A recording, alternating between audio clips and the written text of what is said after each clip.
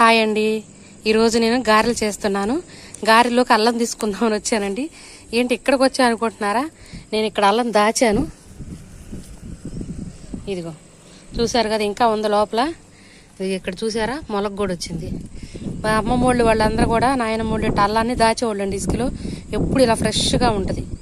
మొలక వచ్చింది చూసారు కదా. ఇప్పుడు వీడియో గారెలు చేస్తూ చూపిస్తాను.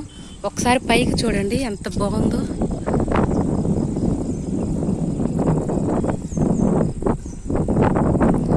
అసలు చాలా అందంగా ఉందండి. ఒకసారి మా చెట్లు కూడా చూపిస్తానండి. ఎంత పెద్దదైందో చూడండి. దీని పేరు ఏదో ఉందండి, మర్చిపోయాను. మీకు తెలిస్తే చెప్పండి. ఎంత పెద్ద చెట్టు అయిందో గుబురుగా. ఇది నల్లేరండి. పచ్చడి కోసం ఇంట్లోనే పెంచుకుంటాను, మోకాళ్ళు నొప్పులు తగ్గడానికి. దీని పేరేందో కానీ తెలియదండి నాకు. చాలా పెద్దదైంది. బకెట్లోనే పసుపు కొమ్ములు పెట్టాను మా చెల్లోళ్ళ ఇంటికాడ నుంచి తీసుకొచ్చి. ఇక్కడ కూడా ఇది ఆక్సిజన్ ప్లాంట్. ఇంకెళ్ళి గారెలు చేసుకుంది. గారెలు కూడా నేను ఎలా చేస్తానో ఆ పిండి చూపిస్తా ఒకసారి.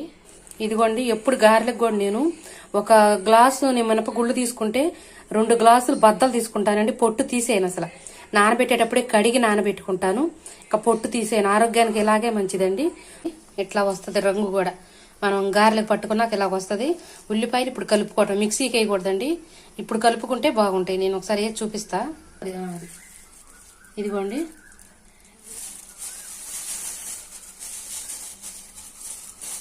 ఈ గారెలు మటుకు టేస్ట్ భలేగా ఉంటాయి అండి. ఉప్పు లేకపోయినా పర్వాలేదు, ఆరోగ్యానికి మంచిది కాదు కదా ఉప్పు ప్రతి దాంట్లో.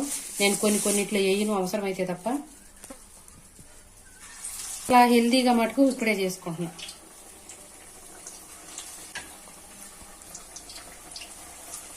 అండి, గారెలు ఇలా వస్తాయి. మామూలు గారెలాగా కాదు, ఇలా వస్తాయి. అసలు టేస్ట్ ఉంటాయండి. ఏ గారెలు పనికిరావండి, అంత టేస్ట్గా ఉంటాయి. ఒక్కసారి ట్రై చేయండి. మీకు శబ్దం ఎలా వస్తుందో చూడండి. క్రిస్పీగా ఉంటుంది. లోపల కూడా మామూలుగా ఉంటుంది. చాలా బాగుంటుంది. బా, తిని చాలా రోజులైందండి. ఇంకా ఎక్కువ టేస్ట్గా ఉంది. చాలా బాగుంది.